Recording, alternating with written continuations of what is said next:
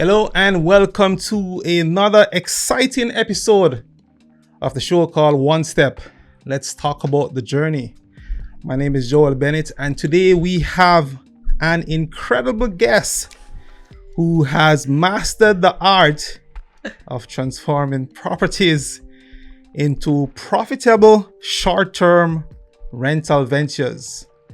So whether you are a property owner thinking about entering the world of Airbnb or simply curious about the ins and outs of running a successful short-term rental business, this episode will be something valuable and very insightful for you.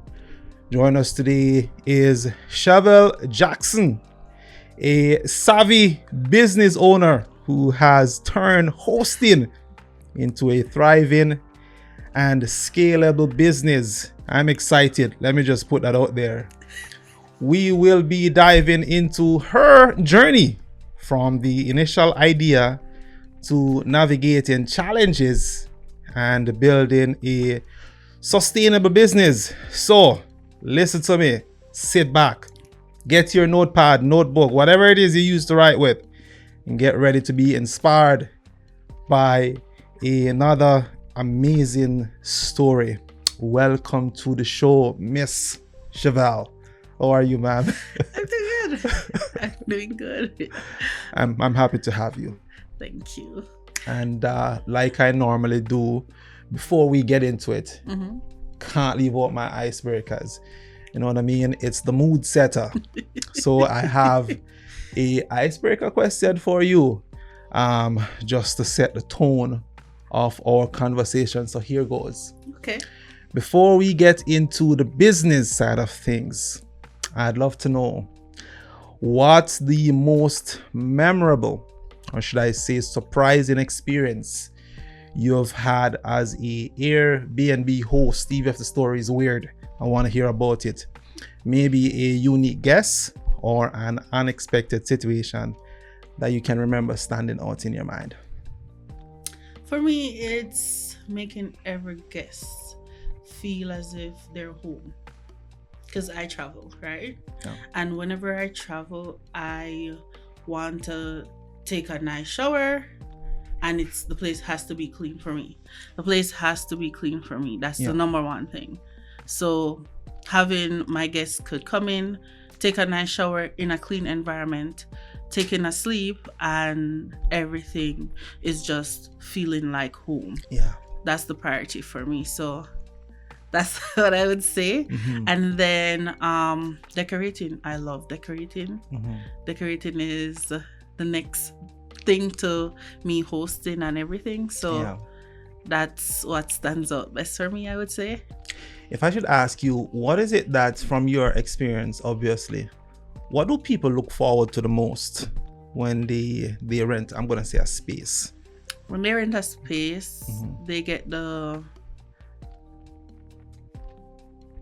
Jamaican culture. So you spice it up for them.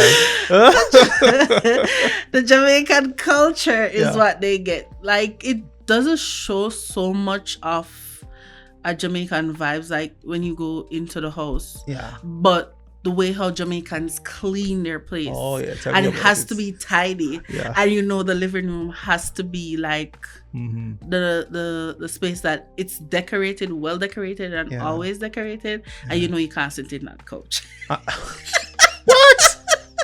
You can't sit in the couch. Why not? Because it's just for decoration. So do you have any background music playing, lightly reggae little culture, but you don't put that there? Okay. No, I don't leave it there. It's just me on my profile, my Airbnb profile, or any other. It could be verbal, host away, any other platform that I host on. Yeah. Just somebody knowing that it's a Jamaican who is hosting this spot, right? And if they get the opportunity to meet me, then it's a whole nother situation. They're always liking that type of thing when they say, oh, you're Jamaican, and the food and the cooking and and when I was doing it in the same house that I was living in. Yeah. Oh, I see. So they would be in the basement and smell my food. Or when I just started, it was one room. Stick a pin right there, because we don't want to get ahead of ourselves and give away some of the details just yet. My people, I ask you to hit the like and subscribe button. Listen, hitting that subscribe button, it's free. And if YouTube charge any of you guys for hitting that subscribe button, Chevell will pay for it. I guarantee. You have jokes. So before we dive into the details, Chevell, can you give our listeners a brief introduction about yourself and how you got started with Airbnb? So, came to Canada at a young age, like in my early 20s. Okay. And I did, we call it, I did the traditional thing, coming here, working for Tim Hortons, because Tim Hortons is the one who brought me here. That's an entry. Yeah. And then I worked my way from that, did that for 2 years, worked my way up, and did schooling for another year. Then got my papers, had my son, all of that lovely thing. And then while I was working for one of those big delivery companies as we know it, if you know my channel, then she's trying to steer you guys to her channel. All right, let's just get it out of the way. What's the name of your YouTube channel? Let's just get that out. Let's get it out there. Put it out there, okay? So it's Life with Tori and Kai on YouTube. So so the journey is well documented there. You could go and go check it out, guys. So there's tons of free gem over there, so check it out. By the way, I subscribe, so guys, if you support me, please support her. That's what I stand for. All right. So are you finished with the first in terms of who you are? Were you finished describing that aspect? I'm a mom first, and then a business owner second, and everything else that follows it. Okay, thank you for that, Chevell. Now let's start from the beginning. What inspired you to start your journey with Airbnb? What is something you planned, or did it happen by chance? Was it like a planned thing? It wasn't actually planned. The opportunity just actually fell in my lap. I know I wanted more, to be honest. And it was a guy that I was talking to or trying to get to know. Shout out to that guy. Shout out to him. Whoever that guy is, shout out to you. The guy brought it to my attention that, hey, this is something that you could do. And from that conversation, I just went, I did my research, did a ton of research, like hours while I'm working, while I'm driving, I'm listening to something that would take me to the next level. Because work wasn't going as well. I knew I was going to get fired. Okay. So I need to get something in place. Okay. And my biggest challenge was myself.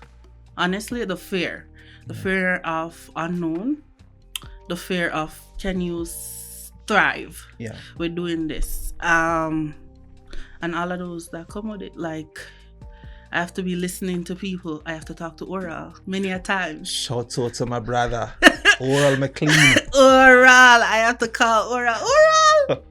How should I do this? Oral is a real estate, a mortgage broker, I should say. Yes. So I would often have to call him and pick his brain, and he would ask me the hard questions. And he would figure out, like, from those questions that he asked, he would say, okay, do it this way, do it that way, turn it here, twist it there. So it kind of helped me to pivot. And can I ask you, what was some of those hard, if you can say, what was some of those hard questions? The hard question, it was like, where do you want this property to be? Okay. Who are you catering to? Okay. what's your target catering to, and target audience are the same thing, right? How is this gonna work with cleaning wise? Okay. And that's a big one. And I answered the questions. And then I had to learn, okay, do I want to go like a sole proprietor? Do I want a corporation? So I went back on my my university, YouTube University. Of course, everything is there. And I did more research and I got the answer. I reached out to a couple people on Airbnb, and they gave me, Airbnb provided me with somebody who could assist me as an ambassador. And that person assisted me on getting the ground running. Yeah. So I moved into that house, the first property, moved into it, and I started Airbnb, and I moved in February, and by the 8th of March, I got my first guest. Wow. First guest. One bedroom Airbnb I started with first. Yeah. And then I have I don't even know how much I have. You have a whole lot.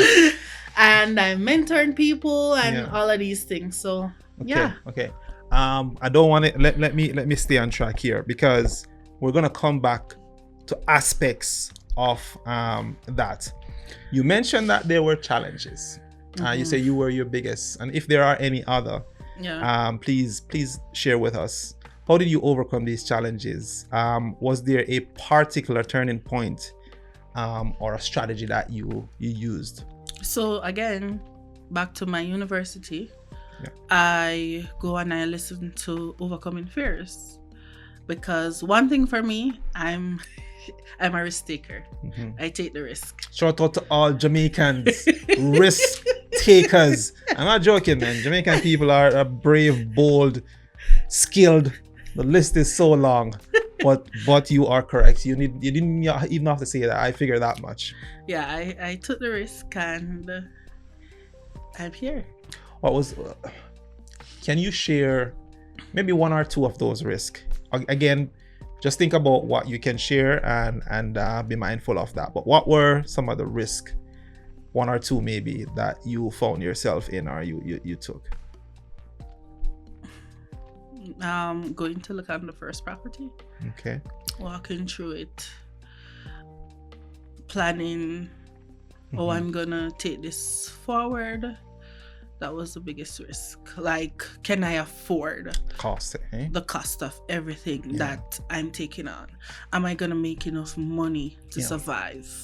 If anything should happen to my job that I'm doing currently, would you be able to stand on your feet?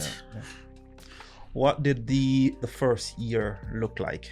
I mean, first year, was it a bit daunting, scary, intimidating? Like, what happened within that first year that you can share? The first year was pretty good. First year is just like me crawling and people trusting me. Okay. Where I didn't even see that other persons are looking on. Like when people would say, "Oh, you're a real estate investor," I was like, "She's a what?" It's pretty much what you were.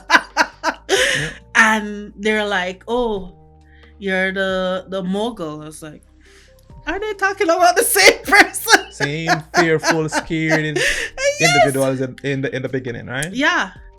And I was like, okay. And my friends would kudos me and they would be telling other people.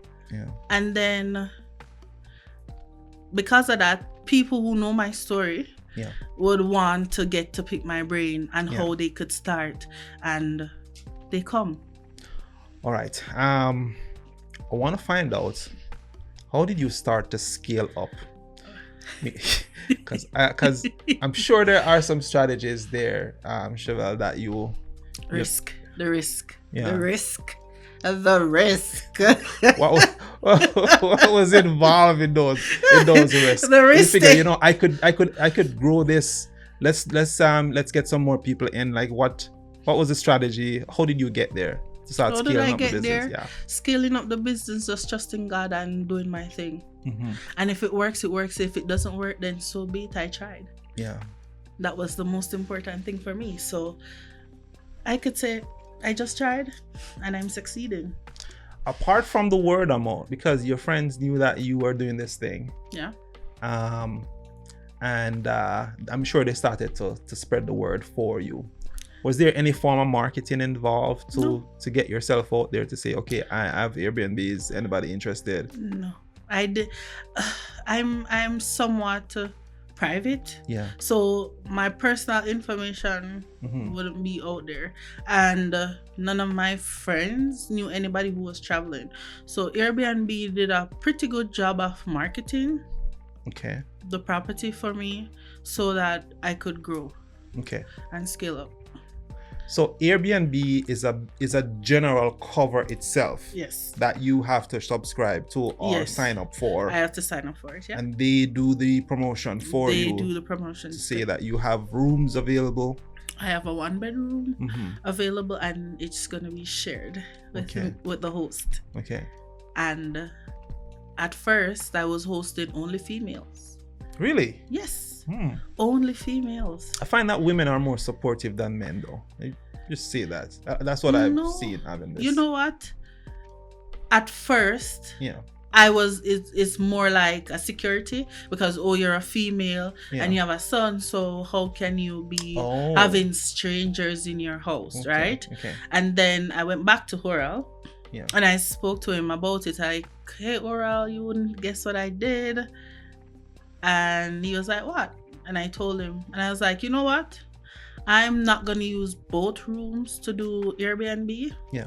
I'm going to use one. So do you think it's a good idea to have like a long-term tenant? Yeah. And he was like, yeah, how much would you rent the room for? I have a young man who is looking for it. Yeah. And then that was it. So from that guy moving in, I started hosting male and female. Okay. And it just went again. What are some of the time span that your guests normally stay for? Or what, should I say, what's the longest that they normally stay for? I have guests that stay for 3 months. Okay.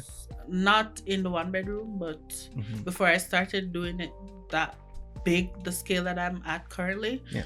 But it was ranging from a week, 2 weeks, close to 20 days. And my first long hosting for the first time was 30 days. 30 days. 30 days, and that was last year. Okay. And those people are still living with me to know. Ooh. Yeah. Really? Yes. You must be doing something, right? I'm saying my 2 long-term tenants live with me now, and they're like family. Okay. I consider them part of my family. Okay. So yeah. So here's an additional question to scaling up. How did you get other properties? She trying to hold out on us, you know. But she don't know who she's sitting in front of. You said you would be nice. I'd be very nice, man. But how did you get to multiple properties? I mean, I'm always interested in real estate. I live, sleep, breathe real estate every day. Yeah. I'm on Facebook Marketplace looking on the next property. Oh, okay. To rent or to buy? Rent. It's okay. So it's called rental arbitrage. Okay. Now you're talking. So you are allowed to. You can rent multiple properties. You could rent as much as you want, as long as your credit score is good. What is stopping you? Okay. And the owners are aware of it. So the owners know that you're going to be Airbnb. Some of them know. Some of them didn't know initially. Okay. Leave out that part. So you rent these properties, and you shoot to get these properties because you're getting multiple applications now for people wanting place to stay. Airbnb is sending you all these stuff. So from what I have, I have one, and then one transferred into the basement, and the basement transferred into the entire house. That I moved out of that this year, and that house is divided up into multiple listings. So that one property, I think I have 6 listings for that one property. That's how much, like, at any situation you should have a booking. Okay. And that house needs to pay for itself, because I'm not going to pay for it. Of course. That's good business. Yeah. Okay. All right. I had something else I wanted, but I'll find my way to get back to it before it slipped me. Okay, fine. So you moved from one property to multiple properties. You have your listing on Airbnb. Airbnb send you these clients that want places to stay, and then you see where there is a huge market for this. Yes. And so you launch out into getting more properties. Yes. And I also manage properties too. Yeah. So I have a friend who, she knew that I was doing Airbnb, and she told her aunt, and her aunt, I manage her place. Yeah. And I have that property for 2 years now. So let me ask you something, Chevell. Let's use some hypothetical now. So let's say I have a property. And I have a few rooms and I want to make some money with it. Instead of me going to Airbnb, I know that you're already in this environment, and you have all these connections. Can I call you up and say, hey, make some money with this place for me, please? Of course, anytime. We talked about short-term rental, short-term Airbnb. Well, we talked about long-term Airbnb. What is the shortest time that the people stay? 1 night. 1 night? 1 night. Because somebody might be traveling from, I have guests that traveled from BC and they're going to Toronto. They need somewhere to sleep for the night and have a hot shower and eat a good meal. So they stop by me and they book my place, and they leave 5 a.m. the next morning, and they're off. But that's it. Shut me down if I'm being too fast. You know, we Jamaicans used to use the term fast. It's an exchange for being too inquisitive. Yeah. But are you comfortable saying how much can an individual make per night with, let's say, a room? If it's not, just say, yo, no way, can't say it too much. But if anyone have ideas right now, let's say individuals. It depends on the listing. So if it's hypothetical again. Yeah. If it's a 3-bedroom property and it's going for 1 night. Yes. That could run like easy well $400 or $500. Night. A night. Whew. Okay.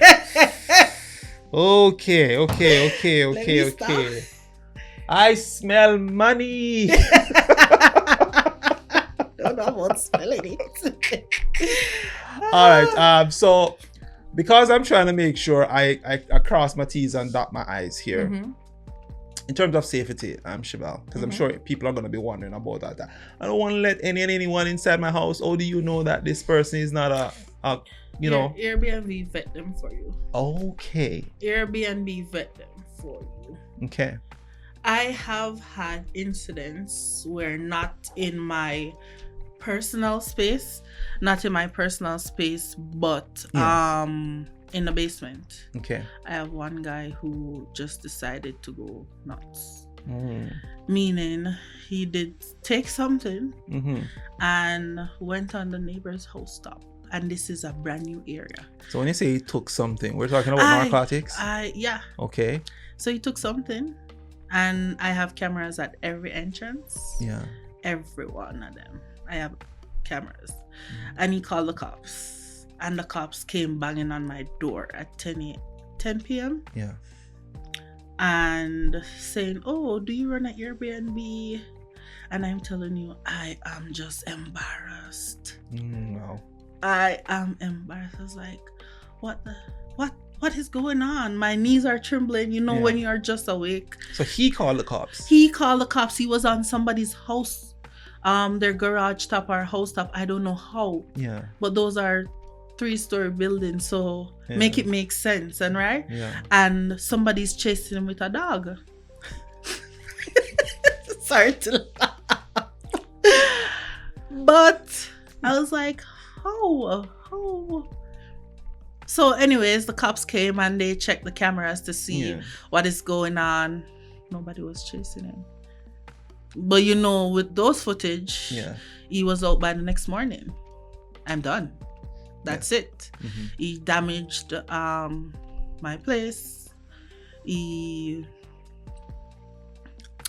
There is some stains on the bed and whatever, and I sent every photo that I could send to Airbnb, and the next morning he was done and dusted, and I was reimbursed for all the damages. Okay, because Airbnb have insurance. I mean, he probably paid for it, or I don't know that side, they charge him or whatever it is.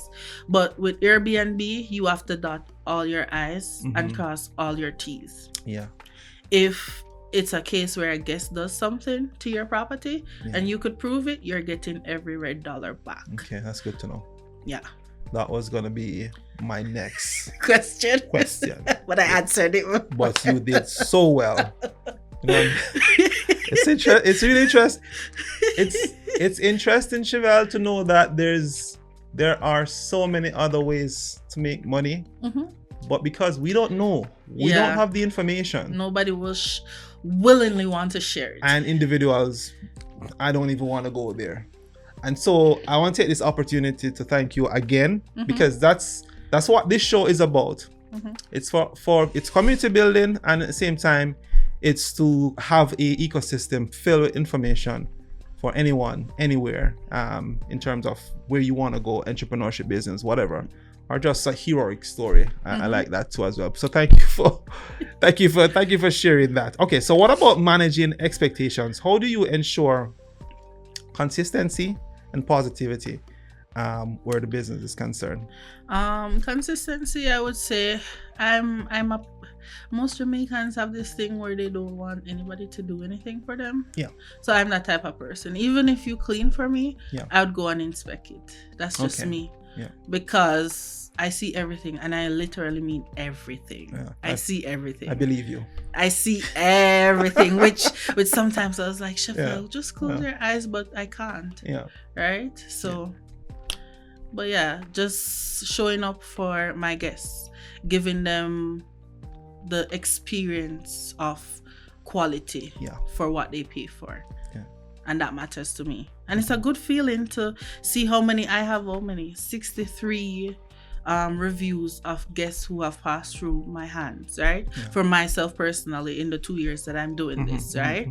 Who decided, I have more people who stayed, but 63 out of who stayed decide to leave a review.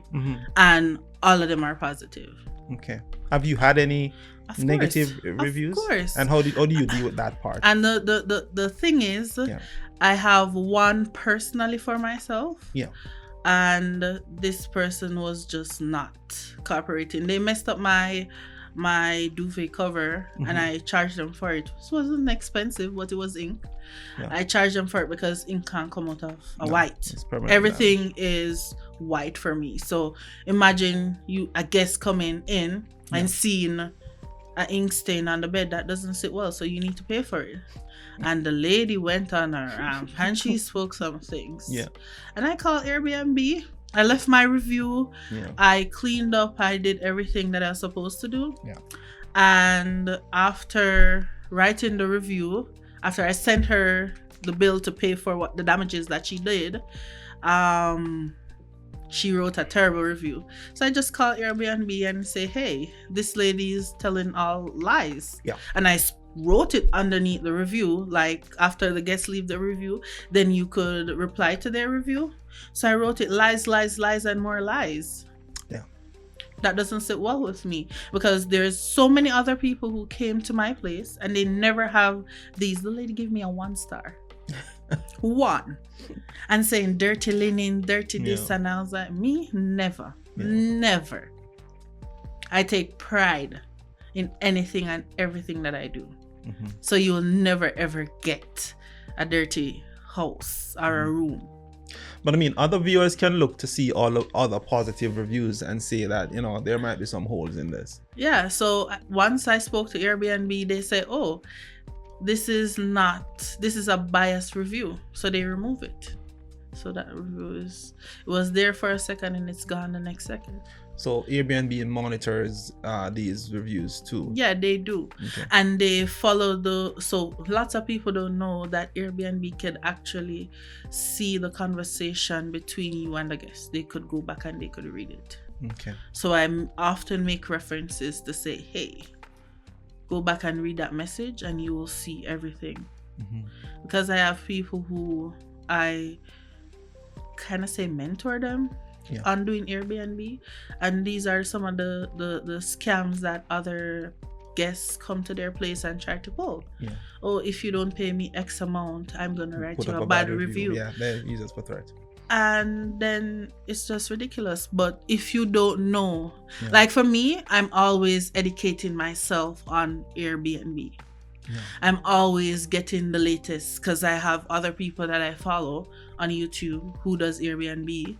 I've never bought a course. I've read the books and that's about it. Okay. Right? So do you have to be a licensed Airbnb host to be a part of the business?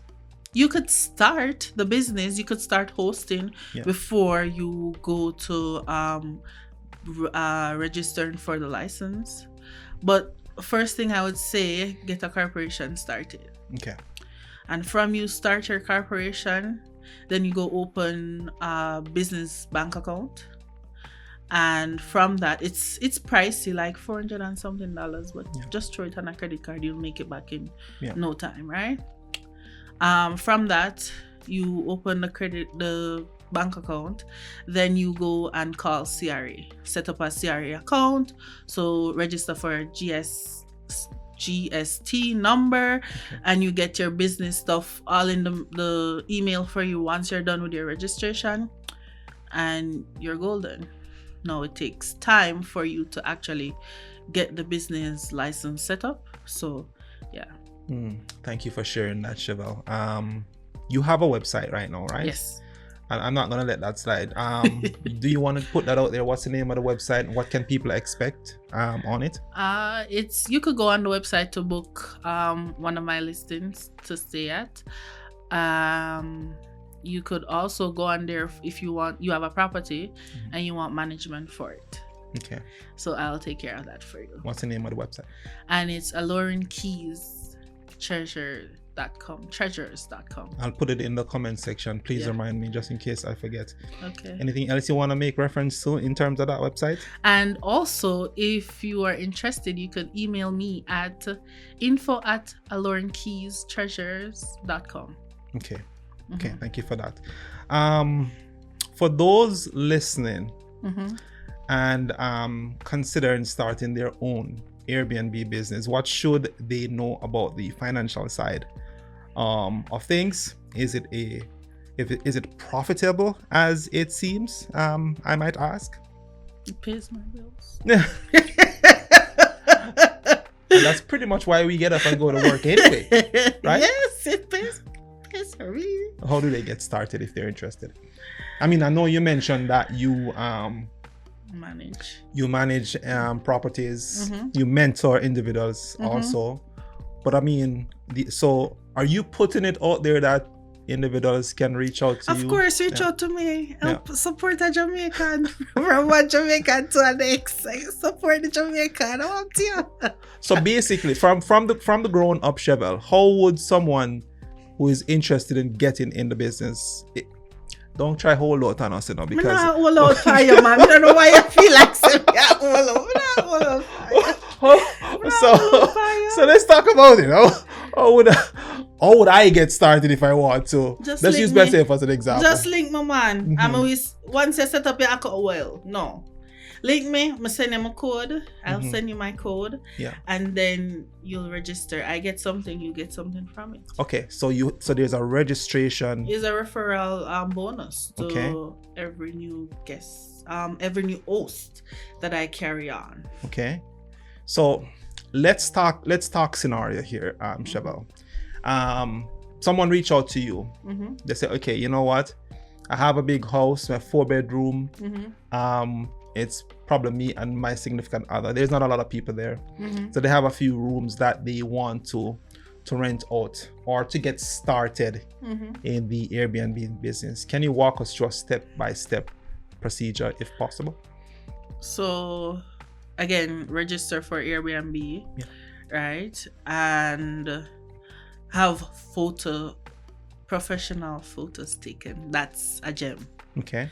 Your iPhone is not gonna look as sharp on the Airbnb platform or any other hosting platform out there. It's not gonna look as sharp. So you want it to be professional. And if you could add your watermark in it, I would advise you on doing so. Just set up your place as best as how you want it and then go. Do you come in to inspect that place that someone is offering? If I am assisting you, of course. I've helped friends to do shopping. To register for the business registration, help them with the business registration, walk them to go into the bank and asking for that credit card for how many thousands, because we're using other people's money to start this business. We don't necessarily need to use ours. So okay. Anything else? That's okay. For starters, I guess that would be enough, right? Yeah.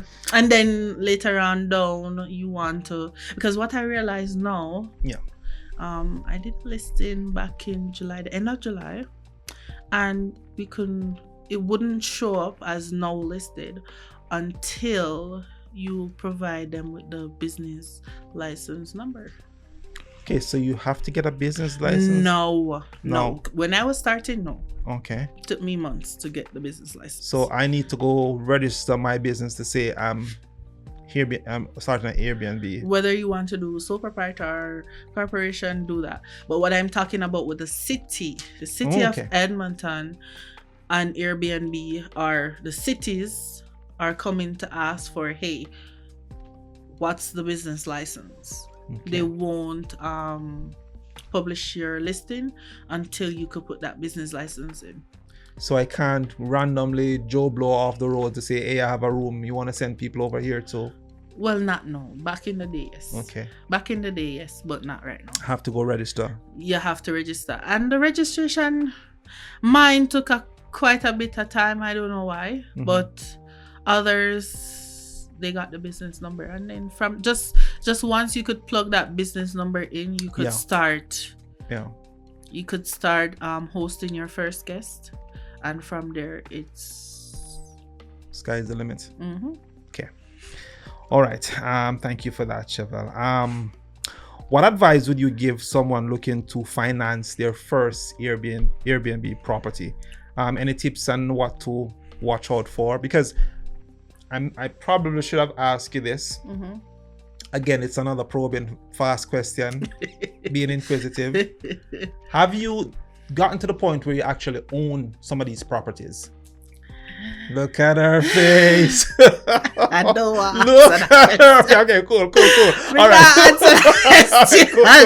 All right. So come on. We don't want everybody We don't want everybody to business. That's a good one. I told you. I told you. All right. That's good. Hey guys, I tried. But I tried, right? So okay, but you should have asked. Hypothetically, from other individuals that you know own their own properties and using it for Airbnb, on the institutional side, possibly, and from your knowledge and experience, do you have any tips that you have learned from someone else about what to look out for? Okay, I'm moving right along. You want no problem. You want me no problem. All right, so next question. I tried. Okay, cool.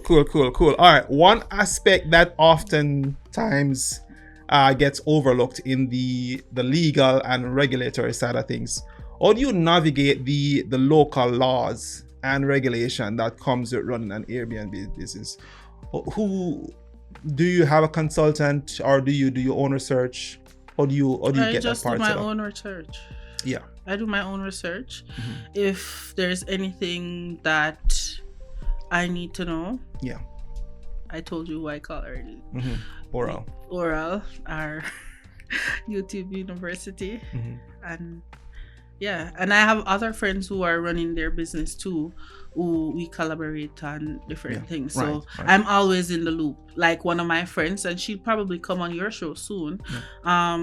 She went to the business young entrepreneur, something like that, course that she did for how many months? 6 months or so.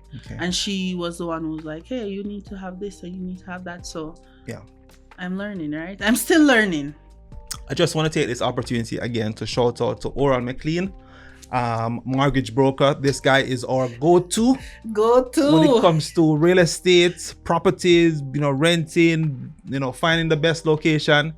That is our go-to guy. He's a very smart, very cute, very smart individual. Yeah. And so I just want to take is to throw it out there that's her go-to, and he is now my go-to. So shout out to Oral McLean. Of course, anytime, every time.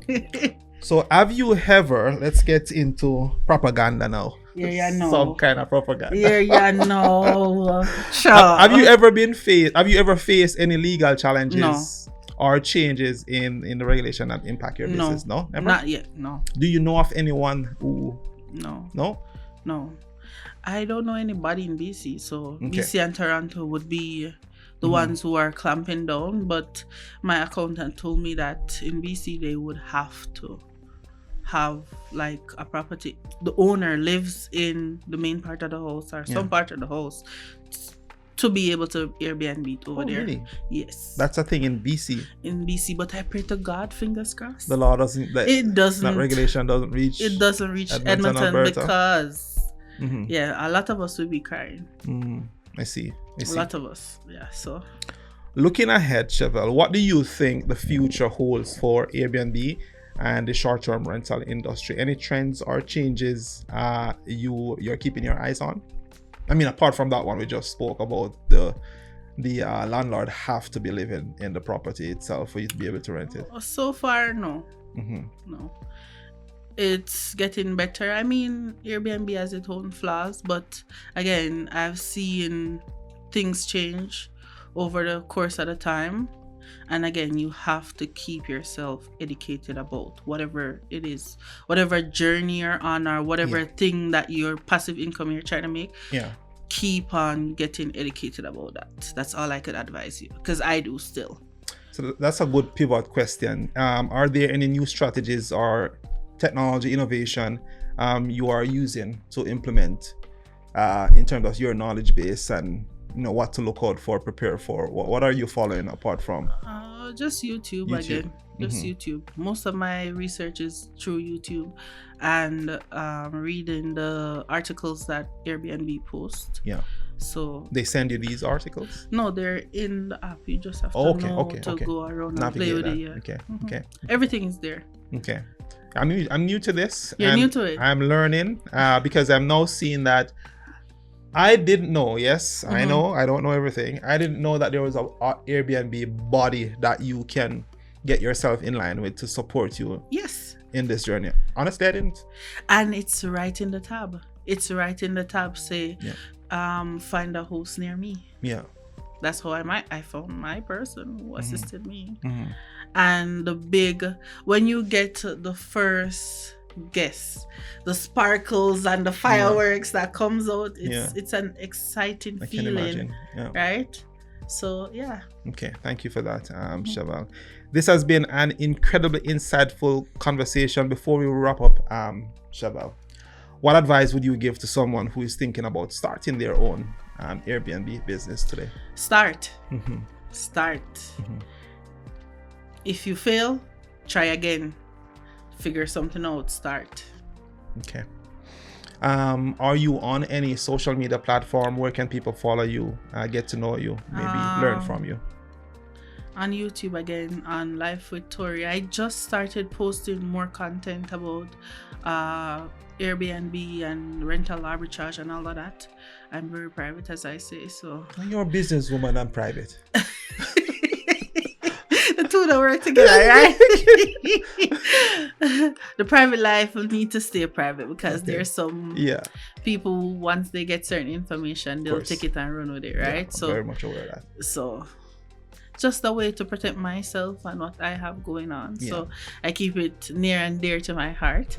So I understand. Totally get it. Thank you to our listeners for tuning in to the show called One Step. Let's talk about the journey. My name is Joel Bennett. We ask you to subscribe, share, like, help us to build this environment. And also Chevell has our YouTube channel that you all can give your support to as well. This was intriguing, fun. I haven't laughed like this in a while. Really? So I take great pleasure in it. Thanks again for coming on, Chevell. It was amazing. Anything before we go? No, just whatever ideas you have, just go ahead, do some research into it, and take the first step, and then the rest will be golden. You'll thank yourself later, right? I was once there too, so I'm speaking from experience. Thank you for that, Chevell. You're welcome. Guys, you all have an amazing evening. Take care. Keep safe. God bless. Peace. Bye.